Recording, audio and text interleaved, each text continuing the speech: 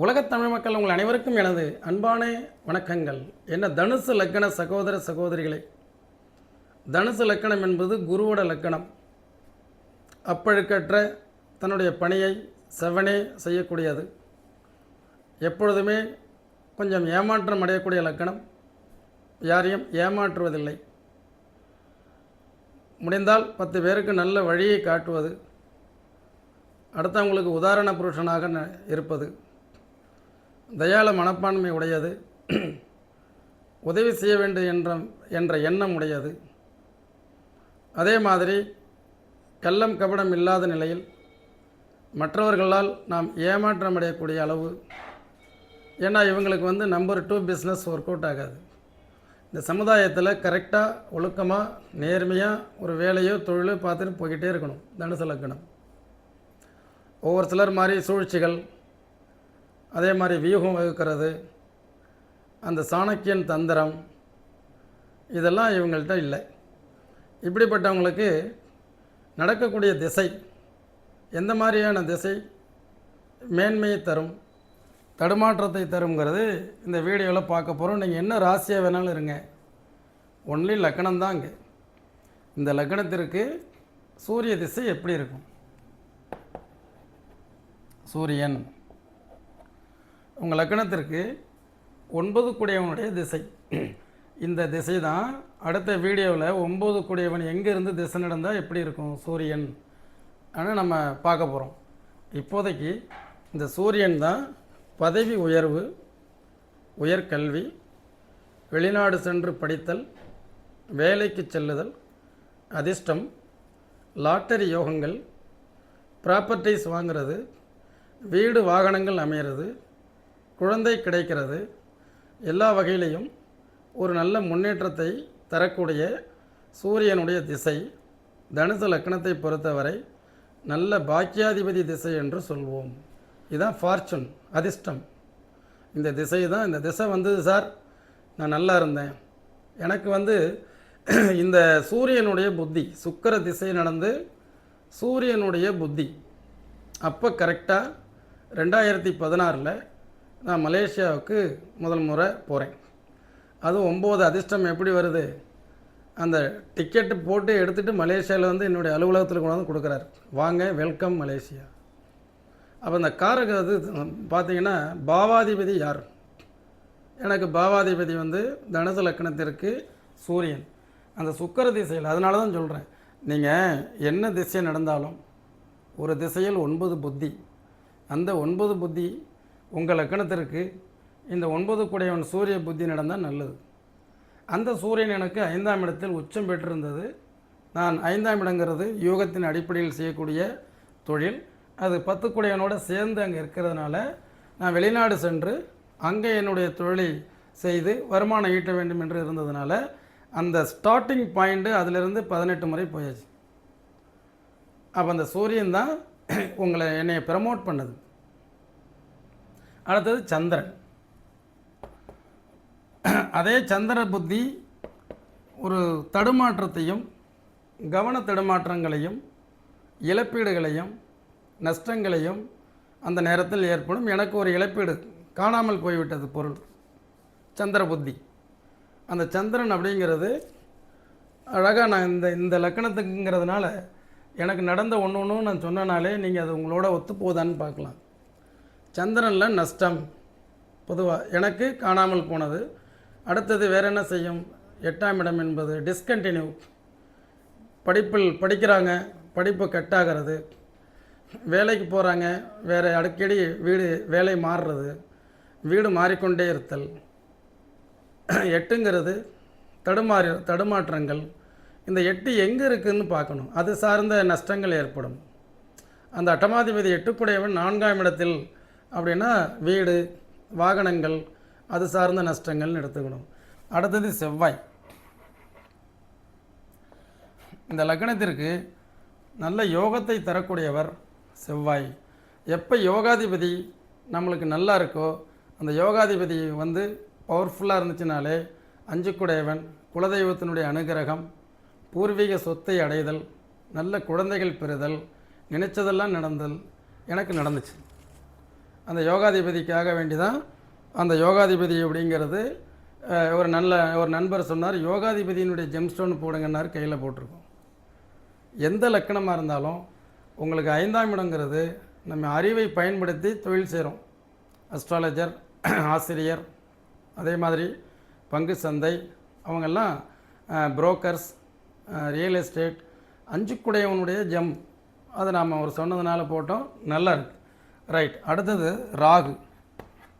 இந்த ராகு 3, 6, 10, 11 திசை நடந்தால் அற்புதமான ராஜயோகம். அப்போ 2ஆம் இடத்தில் ராகு இருந்து புத்தி நடந்தது. அந்த காலகட்டங்கள் அது நல்ல அதாவது எப்படி சொல்கிறது, மகரத்தில் ராகு இருக்குது, மேஷம், கடகம், விருச்சிகம், மகரம், கன்னி, இங்கெல்லாம் ராக கேதுக்கள் நின்று திசையோ புத்தியோ நடந்தனால் ராஜயோகம். அப்போ எனக்கு நல்ல வருமானங்கள் நன்றாக இருந்தது. நம்ம இந்த இடத்துல இருந்ததுனால சொல்கிறோம். மற்றபடி உங்கள் ஜாதகத்தில் அது எங்கே இருக்குங்கிறத பார்த்து அதனுடைய தன்மைகளை ஆய்வு செய்யணும். அடுத்தது குரு. இவர் தான் இவருடைய லக்னாதிபதி. ஒரு லக்னாதிபதி எங்கே இருந்தாலும் அது கெடுதல் இல்லை. லக்னாதிபதியினுடைய திசை ஒரு மனிதனுக்கு வாழ்க்கையில் சகல வளங்களையும் கொடுக்கும். லக்னாதிபதி நல்ல யோகத்தை கொடுக்கும். லக்னாதிபதியே 4 குடையவனாக வருவதால் இதில் அவர் வீடு வாகனங்கள் எனக்கு வீடு கட்டணும், குருவனுடைய புத்தியில் வீடு கட்ட ஆரம்பித்தோம். அது விரயத்தில் இருந்ததுனால நிறைய காசு செலவாச்சு. இப்படி நீங்கள் உங்கள் ஜாதகத்தை நீங்களே புரிஞ்சுக்கலாம். அழகாக உங்களுக்கு புரியும்படி சொல்கிறோம். எப்போ உங்கள் லக்னாதிபதி கெடுதல் செய்யாது, 4 குடையவன், இடந்தடம் வீடு வாகனங்கள் அமையும். அது எங்கே இருக்கிறோ அந்த தன்மைக்கு தகுந்த மாதிரி லாப நஷ்டங்களை கொடுக்கும். அடுத்தது சனி. சனி 2, 3 குடையவன் சனி. இந்த 2, 3 குடையவன் சனி, அந்த 3 குடையவன் 3ஆம் இடத்துல இருக்கா, எங்கே இருக்குன்னு பாருங்கள். பட் இது நாட் பேட். ஏன்னா 2, 3 குடையவன். 2ங்கிறது நம்முடைய ப்ரெசன்டேஷன், எந்த அளவுக்கு பேசுகிறோம். 3ங்கிறது முயற்சி, எந்த அளவுக்கு முயற்சி எடுக்கிறோமோ அந்த அளவுக்கு உங்களுக்கு வெற்றியை தரும். இது ஒரு 19 வருஷம் சனியினுடைய திசை. அவர் எங்கே இருக்கிறாருங்கிறதையும் பார்க்கணும். அடுத்தது புதன் திசை. இந்த புதன் இந்த ஜாதகத்தில் உங்கள் லக்னத்திற்கு இது 10ல் உச்சம் பெற்றிருந்தால் பத்திர யோகம். 7ஆம் இடத்திலே ஆட்சி பெற்றிருந்தாலும் நல்ல ஒரு யோகத்தை தரக்கூடியது பத்திர யோகம்.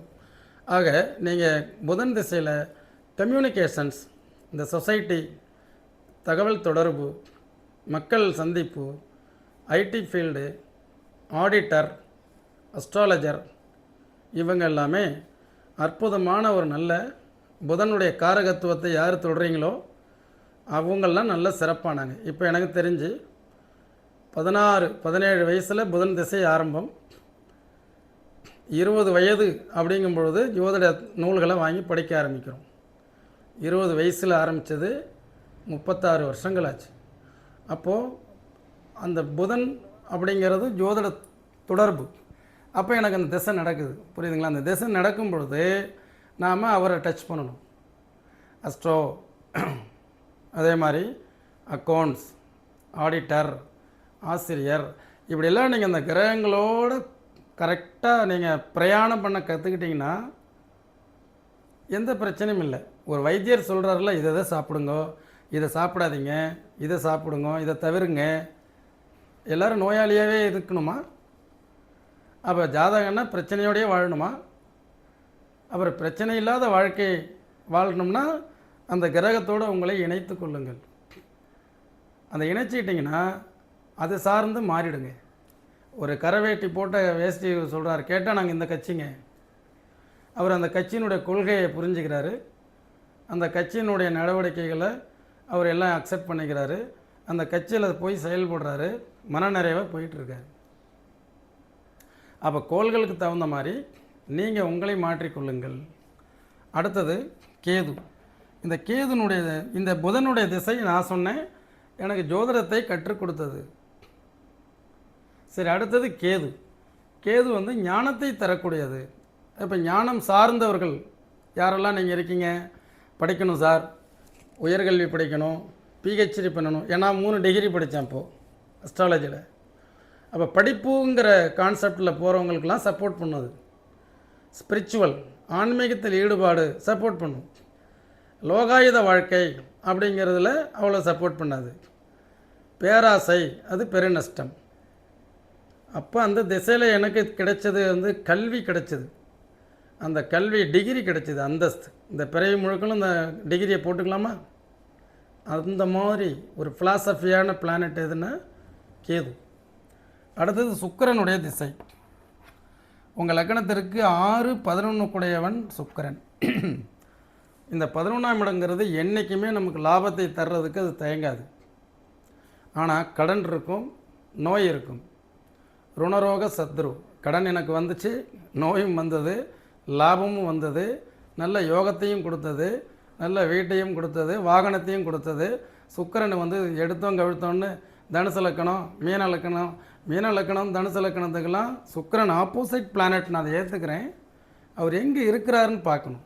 எந்த மாதிரி சூழலில் லக்னாதிபதி தொடர்பில் இருந்தால், லக்னாதிபதி தொடர்பில் அந்த சுக்கிரன் இருந்தால் வெற்றி. எனக்கு சொன்னவர்கள் எல்லாமே, நண்பர்கள் எல்லாமே சுக்கிர திசை நெகட்டிவ் தான் பண்ணணுன்னாங்க. ஆனால் டபுள் பாசிட்டிவ் பண்ணிச்சு. எப்படி? அதாவது சுக்கிரன் இங்கே உச்சம், இது லாபாதிபதி உச்சமாகுது, கடன் 6 கூடையவனும் உச்சமாகுது, 6ம் உச்சமாகுது, 11 உச்சமாகுது. 6ங்கிறது டயாபெட்டிக் நோய் அது இதுன்னு வருது, லாபமும் வருது. இது வந்து ஏன் அவர் சொன்ன மாதிரி கெடுதல் எனக்கு நடக்கலை அப்படிங்கும் பொழுது லக்னாதிபதியாகிய குருவின் பார்வையில் அந்த சுக்கிரன். இப்போ அதை லாஜிக் புரிஞ்சுக்கிட்டீங்களா? நான் எப்படி உங்களை வழி நடத்துகிறேன்னு என் ஜாதகத்தையே சொல்லி. எப்போ உங்கள் லக்னாதிபதியினுடைய தொடர்பு, லக்னாதிபதியினுடைய பார்வை ஒரு தீய பாவாதிபதிக்கு கிடைக்குதோ அதை நாம் வந்து சமாளிச்சுட்டு வந்துடுவோம். அதை ஃபேஸ் பண்ணி ஜெயிச்சிருவோம், அதை எதிர்கொள்வோம். இறுதியில் வெற்றியே நிச்சயம். இனி அடுத்த பகுதியில் ஒவ்வொரு கோள் எங்கெங்கெல்லாம் இருந்து திசை நடக்கும் அப்படிங்கிறத விரிவாக நம்ம பார்க்க போகிறோம். என்று உங்கள் முனைவர் ஆலயம் ஜி. சுவாமிநாதன். நன்றி, வணக்கம்.